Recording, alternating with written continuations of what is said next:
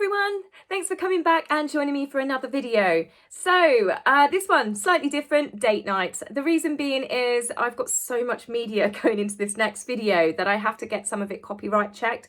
Where I use clips sometimes of footage that people have taken, I have to then get it checked with YouTube because I don't want to get in trouble. So that's why that video is taking a little bit longer. Plus there's so much stuff to talk about with Sophie and her wonderful trip, and then Catherine and William. They've been everywhere. So I want to get as much of that coverage in as possible. So naturally, between my video Wednesday and today, we've had a bombardment of stories that have come out. So I thought, well, it's Saturday, let's just get a few of them out the way so I don't need to talk about them on Monday. Firstly, we have got the news that Harry and Meghan have decided that they're going to be the bigger people and they are going to spend the next year making up with the royal family. They've kind of decided that now is the time to forgive them, but not until after Harry has released his memoirs and updated it. Yes, he's making updates to it, not trying to stop it, with everything that happened to him and Meghan in the run-up between the Queen's death and the funeral. So that sentence in itself, whilst it did not come directly from the horse's mouth, it makes you think, so he wants to talk about himself and how he felt and how his wife felt, rather than it actually being about the Queen's funeral. Some people have also said, well, Harry can now stop talking about his mother and now he's going to pitch himself talking about his grandmother for the next year or so, making money from it. And I hate to say it, people are cynical with good reason. I personally cannot see any way back for Harry and Meghan to come back to the UK and take up any sort of role with the royal family. Definitely not from the public's perspective. To make up with their family, I really can't see that one going down too well, given everything that they've done. And, you know, I dread to think what they're going to do in this Netflix documentary. As I said in my previous video, they've got to pay the piper, and the piper does not want wishy-washy love stories. They want dirt, and Harry and Meghan, I'm sure, are more than willing to dig up some dirt. It may not be the truth, but remember, it's their truth. In a second story that has come out, date night. Oh, I think that someone is protesting a little bit too much. There have been lots of rumours that Harry and Meghan are definitely over their honeymoon period, that there is lots of tension and strain in the relationships, that they have been arguing a lot. The pressure of Meghan wanting to continue with the lifestyle that they have got now, which does involve, you know, well, basically the only talent that they seem to have is trashing the royal family. Harry's not so keen to do this anymore, especially after his grandmother's funeral. Some of us, even me, a tiny bit, would like to think it's because it was a wake-up call and he's finally started realising the damage that he is doing to his family. But I think maybe it might be a bit more mercenary and they just want the money and the titles for the children. But time will tell. I really cannot see how this couple can continue to be peddling this love story. They both look miserable as sin. Meghan can fake it a little bit more than Harry, but if you look at these pictures that were released by none other than TMZ, yes, Amber Heard's favourite go-to, they were at a Jack Johnson concert, and the VIP area, of course, because it's Harry and Meghan. They're not going to mix with us plebs. Of course they won't. You know, they could have a security risk or something. But the fact is that TMZ knew exactly where they were. Meghan knows exactly where the camera is, and more importantly, the spotlight.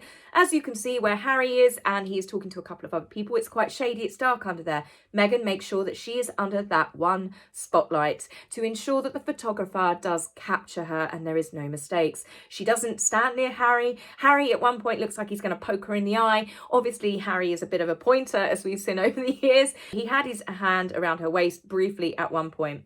But there is definitely tension between that couple. When you think back to the other paparazzi set-up shots that Meghan had no doubt organised when she wanted Harry and the relationship to be made more public at one of the Invictus events, when she had her mother Doria, Marcus Anderson and Jessica Mulroney with her. Harry looked a bit more soppy and a bit more puppy-eyed and loved up with her then. But Meghan knew exactly where the camera was then, and she still does now. Again, she's come full circle. TMZ, pat shots set up at a concert. But it's the fact that they have, you know, obviously arranged the paps yet again to release it, because let's be honest, no one would have known they were there. If they're at a Beyonce or an Adele concert, you know, where you have the very posh VIP area, then people tend to know, oh, look, celebrities are there, you know, you've got the celebrity photographers. But this wasn't. And yeah, it's the desperation. From one of the biggest royal weddings in history who now setting up TMZ shots. And you know it was a dialer, Pap. It would just be Meghan on the phone. Yep, that's it, Jack Johnson. Yep, I will be Spotlight LC on the top right of the corner of the stage. Yeah. Okay, can you just be careful with the flash though, because I don't want Harry to know. We've got to make it look genuine, and he always gives it away. Thanks. Now, in another story that's come out, Meghan, being the generous woman that she is, has teamed together, and her Archewell charity, are donating $1 million to go towards helping women in need. And Meghan's little blurb at the end of it, it said that it was inspired by Meghan's podcast. And Meghan's own little blurb, her words, straight from the horse's mouth, says, "Two things that bring me joy are supporting women and the spirit of giving." Yeah, I know what you're all thinking there. Okay, the spirit of giving. It's easy to give someone else's money away, isn't it? I mean, Archewell, they are giving donations that come into Archewell and they donate them. So it's not exactly philanthropy when it's actually other people's money. But hey, it's a foundation. At least they're giving some money away. But let's be honest, it's not $1 million. And I'll come to that in a second. But the big thing here, Meghan, nothing brings her more joy than making women cry. Oh no, I said that wrong, sorry. Than puts women in therapy. No, sorry, hang on, brain fart. Traumatizing them, humiliating them, screaming at them, making them quit their jobs. Oh, what's the word? Oh, sorry, I just have to get my notes. Two things that bring her joy are supporting women. Oh, my bad, my mistake. Supporting women. As long as they're not her 3-year-old niece, her sister-in-law, her husband's 96-year-old grandmother, who now sadly passed. It's been a month. Can you believe that? Her sister, her own sister, any women in her family, actually, aside from, her mother, who comes in handy occasionally. All of the staff that she's had, working with the Reitman staff on that campaign that she did when she was part of Suits. She was apparently so vile that they actually kind of cheered and said that they would never, ever, ever work with her again. I mean, and then you've got the women that were trying to actually do Meghan's wedding dress. There's a reason why it was poorly fitted on the day, and that is because Meghan made their lives hell. So, yeah, and all of the stuff that come out in Tom Bowles' book, Valentine Lowe's book, about her bullying women. She goes for women. It is her counterattack, though, isn't it? Because all of this stuff has come out in the 2 books, she's like, quick, I need to do something. I'm all about empowering women. I like terrorising women. I like traumatising them. I like scarring women for life. I'm giving £1 million because it brings me more joy. It's the hypocrisy at this point. Now, as for supporting the charity, this bit made me laugh. It was inspired by Meghan's podcast. It's got nothing to do with Meghan. She might have put her name to it, but she has joined forces with lots of other people that have chosen to remain nameless, naturally, and have given donations. They could have just given $100, not that it matters, but they have given a donation. Now, Ving itself are the ones that give $1 million. They give $1,000 to 1,000 people, and they have been doing this for nearly a decade. The company was actually set up by the Lakowski Family Foundation. It's got nothing to do with Meghan doing it by herself. Archewell was supposed to be Harry and Meghan's foundation. If you notice that, so it's just Meghan's now. And the fact is that all of the promotion for this, all of the media stories, Meghan gives millions. Archewell gives millions. This is happening because Meghan feels nothing but joy giving away money to women in need.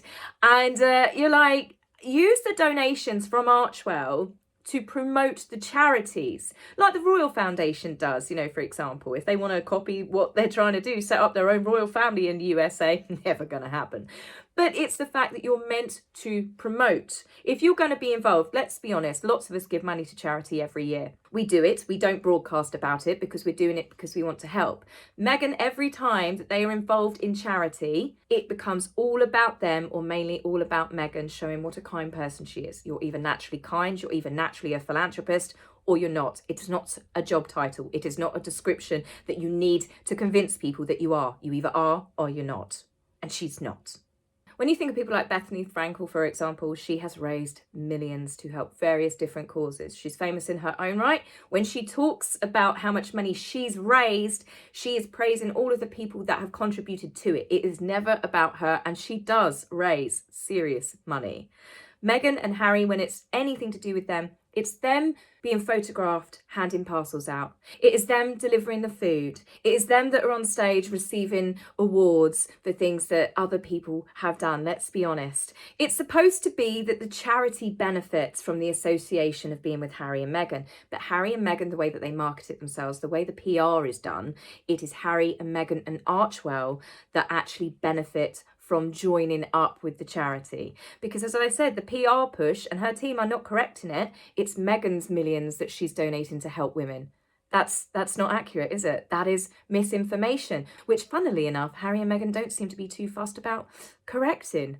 It's all about PR, and let's be honest, they need some positive PR, because Tom Bower's book and Valentine Lowe's book has shown them to be very, very nasty people, very selfish. And Meghan, as I said, what she's done to family members, to Harry's family, and mainly to the staff, to talk to people, to terrorize them. I mean, it is truly shocking. I mean, yeah, okay, we've all had the one boss that's been a bit bitchy, but she takes it to a next level. This is more than bullying. Like the Sussex Survivors Club turned around and said, she's a sociopath.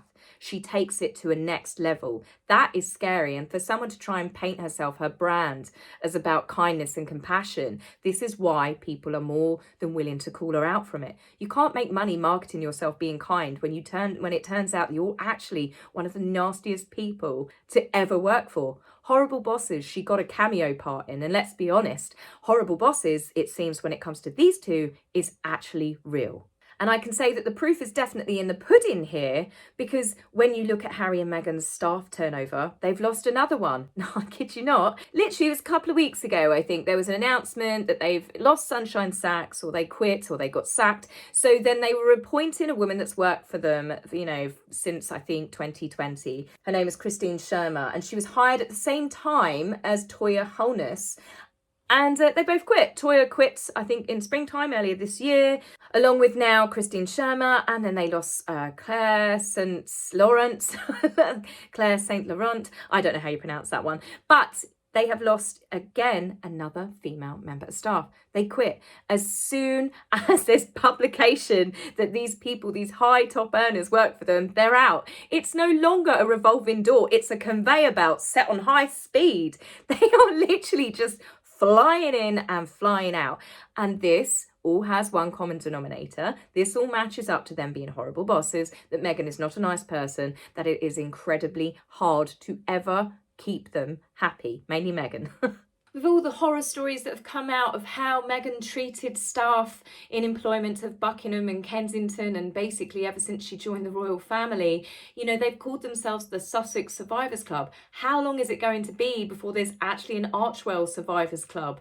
Because they certainly seem to be racking up the same level of high staff turnover than they did in the UK. And it all boils down to there is one common denominator.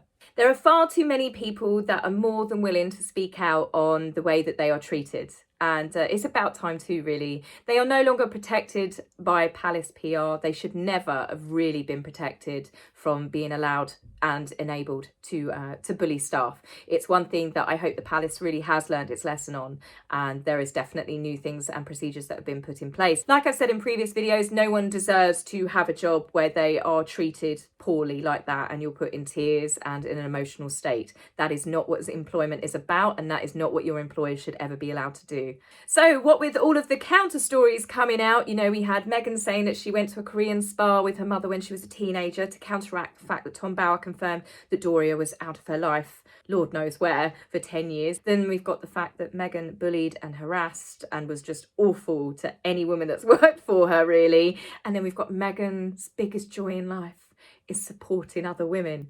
There is literally a counter story to come out for everything, and she doesn't get that we see through it. So whether the rumours their marriage is on the rocks or not, I don't know. That's their personal business. But given the fact that we've suddenly had stories that they will be renewing their wedding vows, that they can't wait to share with the world how much they're still in love. Then we've got the Netflix docuseries, which is supposed to be about their love story. And then, of course, the couple that have never been photographed are suddenly photographed out at TMZ on a date night. It makes you think, I think someone's protesting a little bit too much and maybe trying to cover up some truths. So guys, that's it for me on this video. And for the rest of the weekend. I hope you have a wonderful weekend, whatever you're doing, and I will see you Monday with this epic video that is taking so long.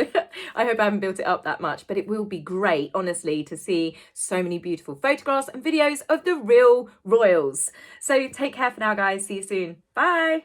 If you would like to buy me a coffee, please go to my About page and click the link. Love, Taz.